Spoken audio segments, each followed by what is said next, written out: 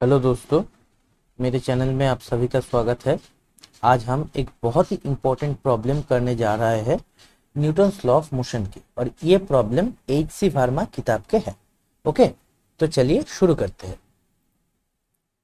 तो देखिए स्टूडेंट्स, ये जो प्रॉब्लम है इसमें डबल पुली है, और डबल पुली, एक पुली उसके अंदर एक पुली।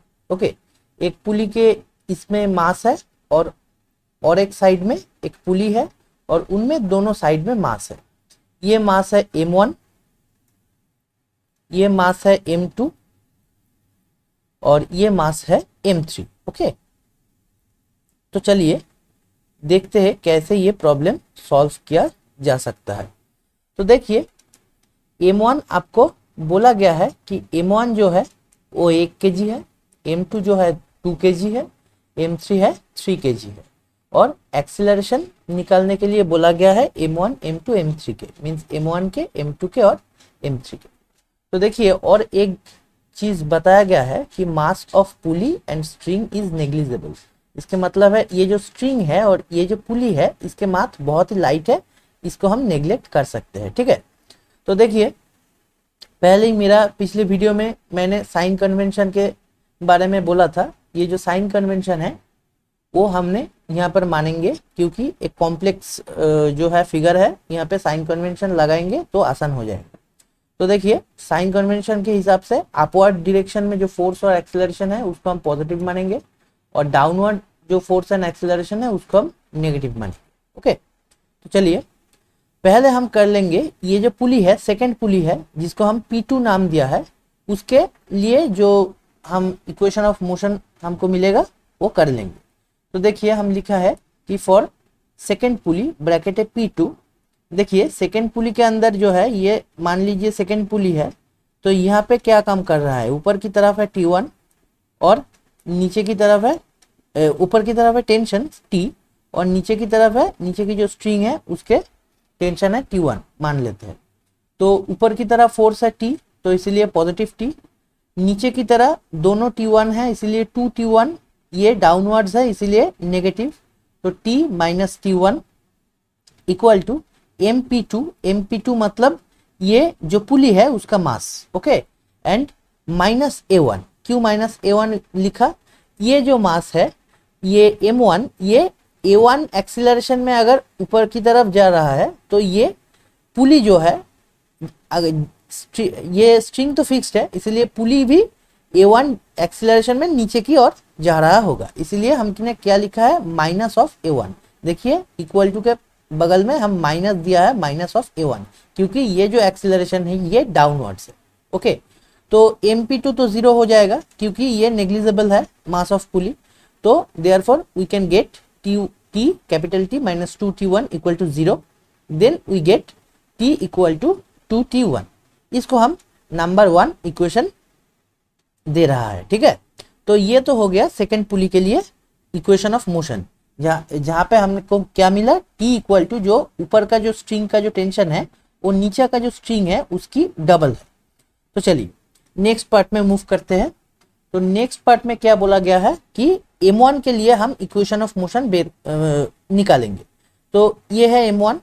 M1 के ऊपर में देखिए, फिगर देख लीजिए, ये M1 है, ये M1 ऊपर की तरह मूव करेगा तो ये सिस्टम नीचे की तरह मूव करेगा। तो M1 के लिए एक्सीलरेशन सिर्फ ऊपर की तरफ है इसीलिए हम प्लस A1 ले रहे हैं, और M1 के नीचे के लिए फोर्स है क्या, M1G, ऊपर के लिए फोर्स है क्या, टेंशन। सो हम क्या लिखेंगे, टेंशन ऊपर अपवर्ड है इसीलिए positive T minus M1G downwards है इसीलिए नेगेटिव M1G इक्वल टू क्या लिखेंगे, M1 इंटू एक्सीलरेशन 1 मैंने A1, मीन्स ये जो M1 का जो एक्सीलरेशन है ये ऊपर की तरफ है इसीलिए अपवर्ड, सो पॉजिटिव।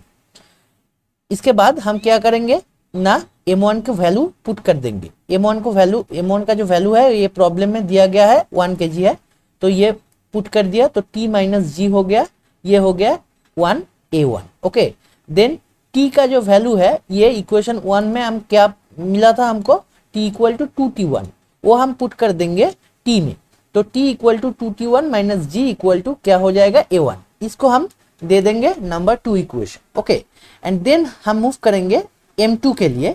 M2 जो मास है, ये M2 मास को आप गौर से देखिए, ये जो M2 है इसके नीचे की तरफ इसका वेट है, ऊपर की तरफ टेंशन है, और M2 जो है वो उसका पर्टिकुलरली जो एक्सीलरेशन है वो हम मान रहे हैं स्मॉल है, ओके, अपवर्ड है इसीलिए स्मॉल है।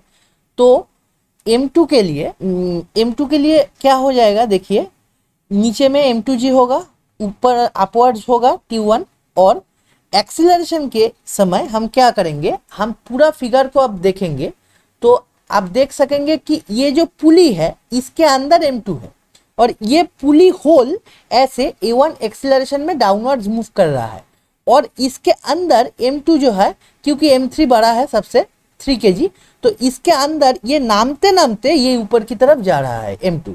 ये पुली के साथ तो नीचे की ओर बढ़ रहा है, लेकिन खुद ऊपर की तरफ जा रहा है क्योंकि M2 बड़ा है, इसीलिए इसका जो टोटल एक्सीलरेशन होगा ये अपवर्ड्स होगा +A और डाउनवर्ड्स होगा -A1, क्योंकि पुली जो है ये -A1 एक्सीलरेशन में नीचे की ओर बढ़ रहा है।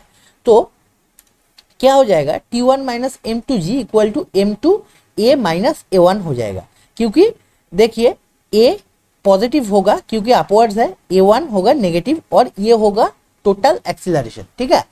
तो इसको अगर हम इसमें अगर हम M2 का जो वैल्यू है वो रख देंगे तो क्या मिल जाएगा, T1 - 2G equal to 2 × A - A1। इसको हम 3 नंबर इक्वेशन दे देंगे, और M2 के जगह में 2 बैठा है क्योंकि M2 इक्वल टू 2 kg बोला गया है प्रॉब्लम में।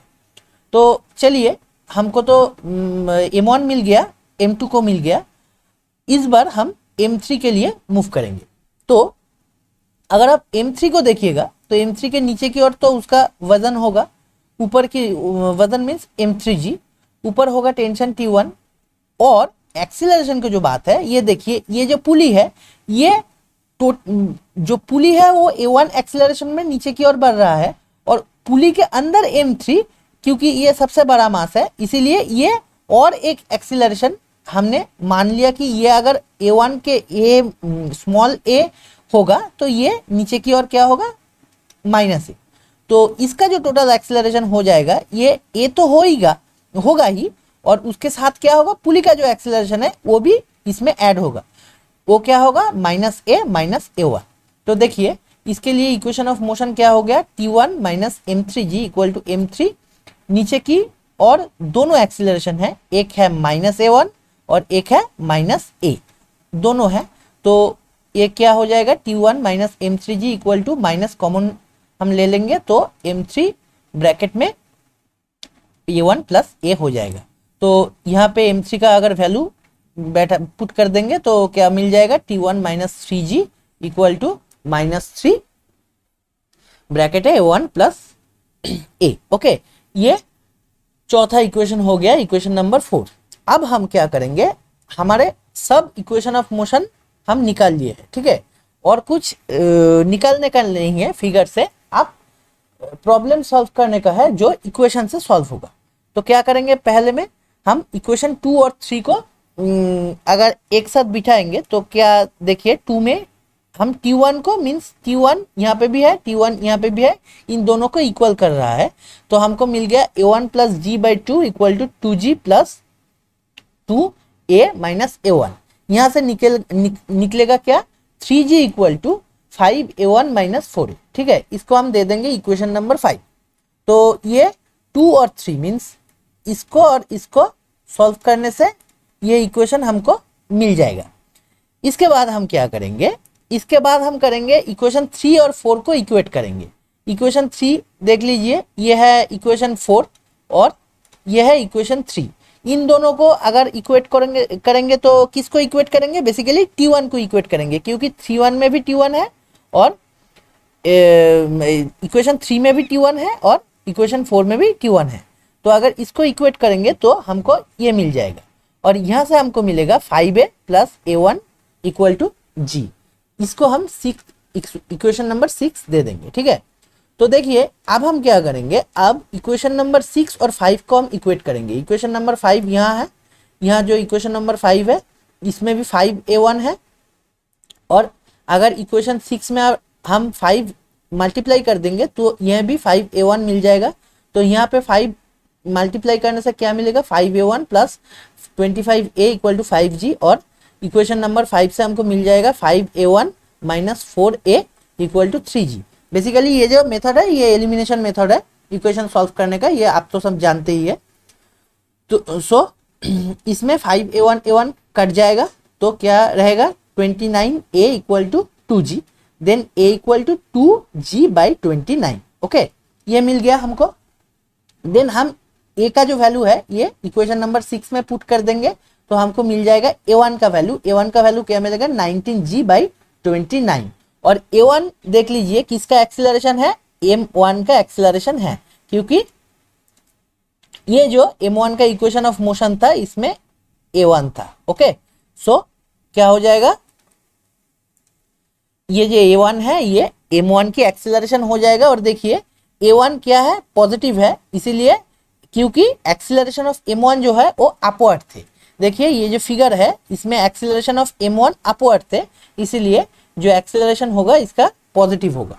ठीक है, देन m2 का जो एक्सीलरेशन है वो क्या था, m2 का एक्सीलरेशन था, देख लीजिए इक्वेशन नंबर 2 में था, m2 का जो एक्सीलरेशन था वो था सॉरी इक्वेशन नंबर 3 में था, वो था a माइनस a1। तो a माइनस a1 का वैल्यू मिल जाएगा हमको क्या ना, माइनस 17g ऑफ 29।